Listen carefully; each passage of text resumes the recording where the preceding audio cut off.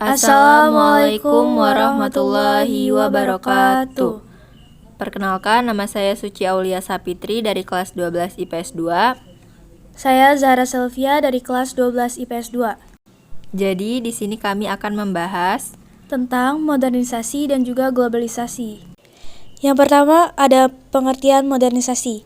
Modernisasi adalah suatu proses perubahan dari keadaan tradisional menuju masyarakat yang lebih maju atau modern atau masa kini. Proses tersebut merupakan pergeseran sikap dan mentalitas sebagai masyarakat untuk dapat hidup sesuai dengan tuntutan masa kini. Lalu ciri-ciri modernisasi. Yang pertama, masyarakat dapat bersikap secara heterogen. Yang kedua, mobilitas dalam masyarakat cukup tinggi. Yang ketiga, masyarakat tidak memiliki ikatan terhadap adat. Yang keempat, tindakan masyarakat dalam lingkungan terjadinya modernisasi bersifat rasional. Yang kelima, memiliki tingkat organisasi tinggi, terutama dalam disiplin pada diri sendiri. Selanjutnya, ada dampak-dampak modernisasi. Dampak positif modernisasi. Yang pertama, semakin berkembangnya ilmu pengetahuan dan teknologi. Yang kedua, adanya modernisasi membuat cara berpikir masyarakat berubah, semula irasional menjadi rasional. Ketiga, tingkat kehidupan menjadi lebih baik karena berkembangnya proses industrialisasi. Dampak negatif modernisasi mengakibatkan terjadinya kesenjangan sosial.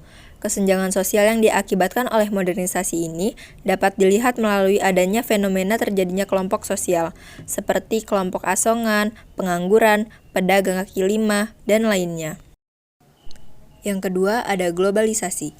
Globalisasi atau mendunia adalah suatu proses perubahan sosial yang menyebabkan seseorang, sekelompok orang, atau suatu negara saling dihubungkan dan saling membutuhkan dengan masyarakat negara lain akibat kemajuan teknologi komunikasi di seluruh penjuru dunia. Selanjutnya, proses globalisasi. Fase pertama, benih globalisasi tumbuh ketika manusia mulai mengenal perdagangan antara negara sekitar tahun 1000 dan 1500 sebelum Masehi. Saat itu, para pedagang dari Tiongkok dan India mulai menelusuri negara lain, baik melalui jalan darat, jalan sutra, maupun jalan laut untuk berdagang. Fase selanjutnya ditandai dengan dominasi perdagangan kaum muslim di Asia dan Afrika. Fase berikutnya ditandai dengan eksplorasi dunia secara besar-besaran oleh bangsa Eropa.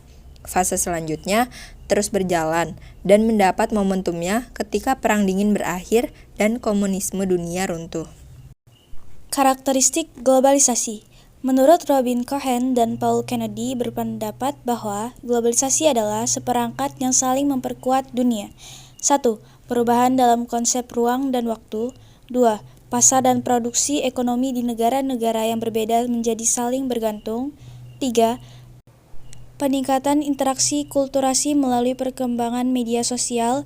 4. Meningkatnya masalah bersama. A. Ekonomi. B. Lingkungan. C. Permasalahan lazim seperti AIDS, flu babi, flu burung, perdagangan obat terlarang internasional, dan terorisme internasional. Faktor pendorong globalisasi. Yang pertama, kemajuan ilmu pengetahuan dan teknologi. Yang kedua, semakin terbukanya sistem perekonomian negara-negara di dunia. Yang ketiga, mengglobalnya pasar uang. Dampak globalisasi. 1. Gegar budaya atau cultural shock, yaitu suatu kondisi ketika terjadi goncangan jiwa atau mental seseorang atau sekelompok orang akibat belum adanya kesanggupan atau kesiapan untuk menerima unsur-unsur kebudayaan asing yang berbeda jauh dengan kebudayaan sendiri dan datang secara tiba-tiba. 2. Kesenjangan kebudayaan atau cultural lag. Pada masyarakat yang sedang mengalami perubahan, tidak selamanya unsur-unsur kemasyarakatan dan kebudayaan dapat mengalami perubahan yang sama cepatnya. 3. Memperkaya unsur-unsur kebudayaan Indonesia. Teori-teori globalisasi menurut Cochrane dan Payne. A. Para globalisasi percaya bahwa globalisasi adalah sebuah kenyataan yang memiliki konsekuensi konkret terhadap berjalannya orang atau lembaga di seluruh dunia. B. Para tradisionalis percaya bahwa globalisasi hanyalah sebuah mitos dan jikapun benar adanya, fenomena tersebut hanya dibesar-besarkan. C.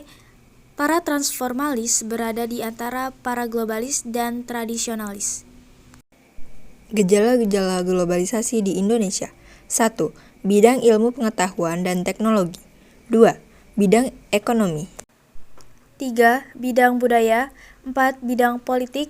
5. Bidang agama.